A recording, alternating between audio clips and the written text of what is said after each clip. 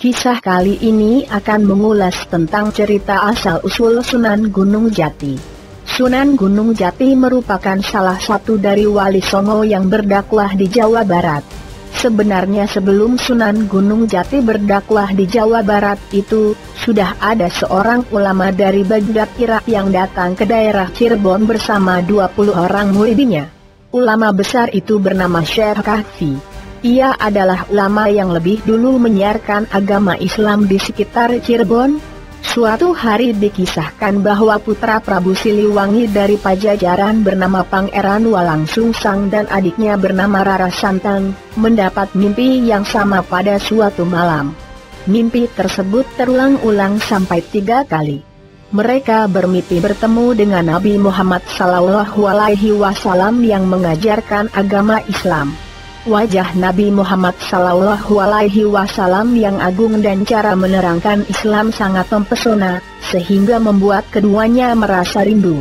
Tapi, mimpi itu hanya terjadi 3 kali.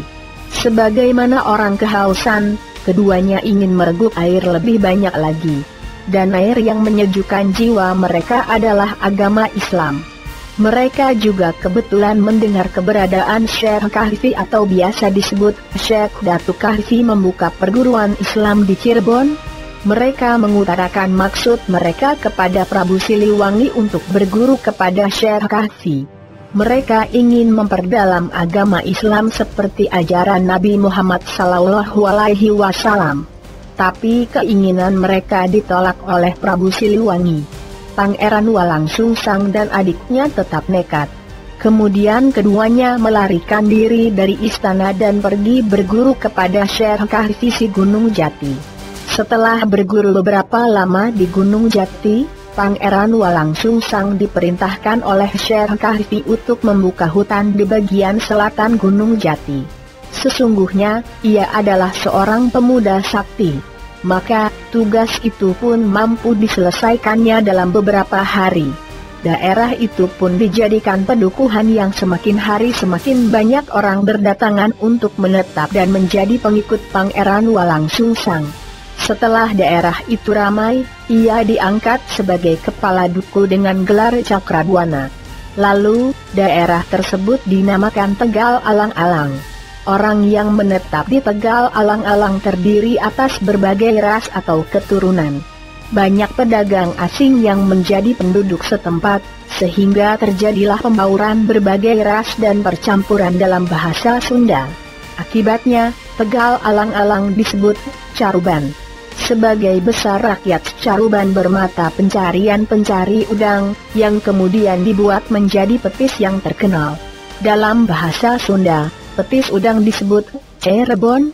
Kemudian, daerah Caruban lebih dikenal sebagai Cirebon hingga sekarang.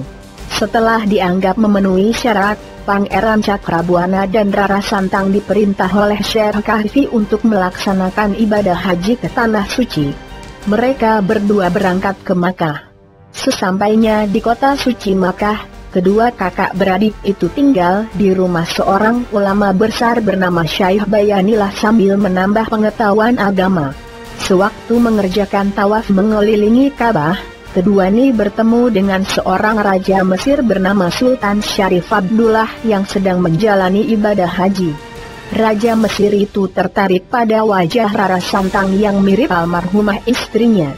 Sesudah ibadah haji, Raja Mesir itu melamar Rara Santang pada Syekh Bayanilah. Rara Santang dan kakaknya, Pangeran Cakrabuana, tidak keberatan. Maka pernikahan mereka dilangsungkan sesuai mazhab Syafi'i. Kemudian, nama Rara Santang diganti menjadi Syarifah Mudlaim. Dari perkawinan tersebut, lahirlah Syarif Hidayatullah yang kemudian mendapat sebutan Sunan Gunung Jati dan Syarif Nurullah, adiknya. Pangeran Cakrabuana berkesempatan tinggal di Mesir selama 3 tahun. Kemudian ia pulang ke Jawa dan mendirikan negeri Caruban Larang.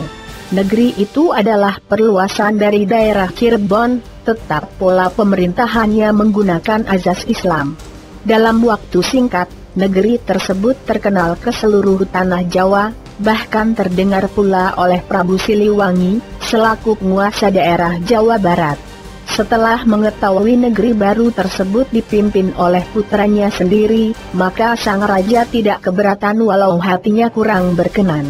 Akhirnya, sang Prabu merestui tampuk pemerintahan putranya, bahkan ia memberinya gelar Sri Manggana.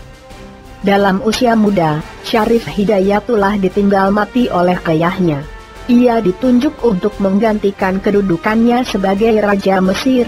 Tapi anak muda yang masih berusia 20 tahun itu tidak mau. Ia dan ibunya bermaksud untuk pulang ke tanah Jawa untuk berdakwah di Jawa Barat. Kemudian, kedudukannya diberikan kepada adiknya, yaitu Syarif Nurullah. Sewaktu berada di Mesir, Syarif Hidayatullah berguru kepada beberapa ulama besar di daratan Timur Tengah. Dalam usia sangat muda, ilmunya sudah sangat banyak.